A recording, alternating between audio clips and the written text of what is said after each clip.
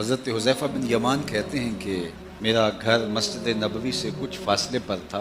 دن کی نمازیں تو حضور کے ساتھ ادا ہوتی تھیں، لیکن شام کی نمازیں جن میں حضور جہری قرات کرتے تھے وہ ادا نہیں ہو پاتی تھی۔ تو میں نے ماں سے کہا، امی اگر آپ مجھے اجازت دیں تو میں حضور کی خدمت میں حاضر ہوتا ہوں، مغرب کی نماز حضور کے ساتھ پڑھوں گا اور پھر حضور علیہ السلام سے ملاقات کر کے اپنے لیے اور آپ کے لیے مغفرت کی دعا کرواؤں گا۔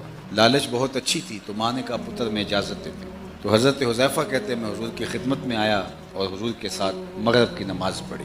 سلام پھرا تو میری آرزو تھی کہ میں حضور سے عرض کروں کہ میرے لیے میری ماں کے لیے مغفرت کی دعا کرو، لیکن حضور ایسے مشغول ہو گئے اوراد و وظائف اور نمازوں میں کہ عشاء کا وقت ہو گیا اور میں باوجود چاہنے کے ایسا موقع نہ پا سکا کہ میں آقا کریم سے عرض کرتا کہ میرے لیے اور میری ماں کے لیے مغفرت کی دعا کیجیے۔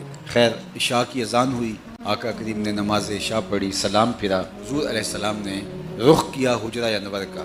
جن لوگوں نے مسجد نبوی کی زیارت کی ہے وہ جانتے ہیں کہ ممبر نبوی سے حجرہ عائشہ کا زیادہ فاصلہ نہیں ہے، چند سیکنڈ لگتے ہیں۔ تو حضور نے حجرہ انور کی طرف رخ کیا تو حضرت حذیفہ کہتے ہیں کہ میں حضور کے پیچھے چل پڑا، چونکہ بہت تھوڑا وقت تھا تو میں تھوڑا تیز چلا تو میرے قدموں کی آہٹ پیدا ہوئی۔ تو آقا کریم نے رخ پھیرے بغیر فرمایا میرے پیچھے کون آ رہا ہے، اور پھر خود ہی فرمایا کیا حذیفہ تو نہیں؟ میں نے کہا جی جی حضور میں ہوں، اور میرا دل دھڑک رہا تھا کہ حضور ایک لمحے کے لیے رک جائیں اور ماں نے جاتے ہی پوچھنا ہے کہ حضور سے دعا کروائی تھی بخشش و مغفرت کی، تو میں ماں کو جواب دے سکوں کہ جی میں نے دعا کروائی تھی۔ تو حضور نے فرمایا کون ہے، حذیفہ تو نہیں؟ میں نے کہا جی جی میں حذیفہ ہوں۔ تو آقا کریم نے فرمایا اللہ تجھے بھی بخش دے، تیری ماں کو بھی بخش دے، کس کام آئے ہو؟ اب جو کام تھا وہ تو جنبش لب سے پہلے ہو گیا، وہ تو مجھے کہنے کی نوبت ہی نہیں آئی، یہی تو کہنے آیا تھا۔ تو حضور نے خود ہی فرما دیا کس کام آئے ہو، اللہ تجھے بھی بخش دے، تیری ماں کو بھی بخش دے۔ اب میں سوال کیا کرتا، سوال تو اس کا جواب بھی مل گیا۔ تو حضور نے فرمایا حذیفہ سنو، ابھی ابھی میرے پاس یہ ایک فرشتہ آیا ہے جو آج سے قبل دھرتی پہ پہلے کبھی نہیں آیا، آج پہلی مرتبہ یہ زمین پہ آیا ہے اور مجھے سلام کرنے کے لیے اللہ سے اجازت لے کے آیا ہے۔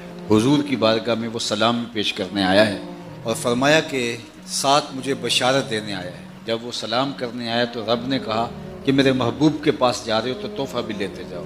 تو اس فرشتے نے آ کے حضور کو بشارت دی، اور حضور کس کو بیان کر رہے ہیں؟ حضرت حذیفہ بن یمان رضی اللہ تعالیٰ عنہ کو۔